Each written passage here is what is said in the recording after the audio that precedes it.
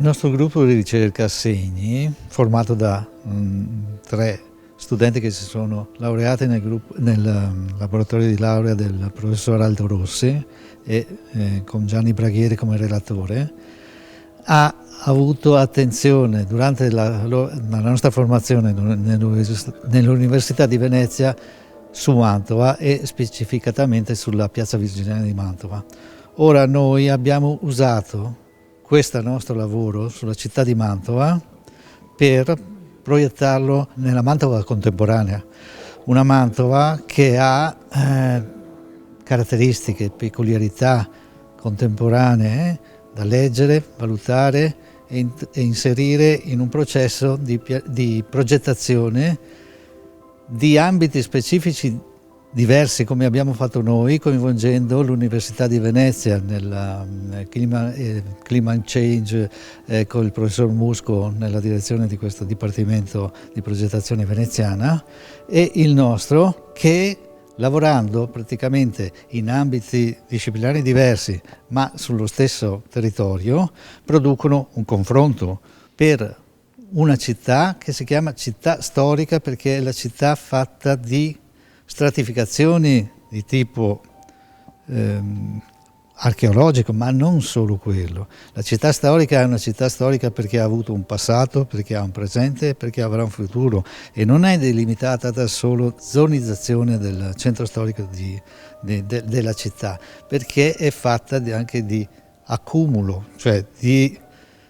parti che non necessariamente si sono integrate da un punto di vista armonico con la città e che hanno anche loro bisogno di sentirsi città, di crescere attraverso questo confronto, scontro, perché la città non è fatta solo di segni sul terreno, ma è fatta anche di persone, soprattutto di persone che hanno specificità, caratteristiche che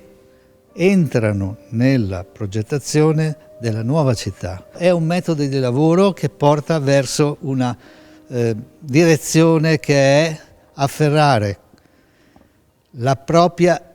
identità e trasportarla sul territorio, dove non ci si sente estranei a quello che avviene in altri luoghi, perché il progetto, che sia quello di architettura, che sia quello di analisi del fattore clima o che sia altri che entrano nel contesto, hanno bisogno comunque della componente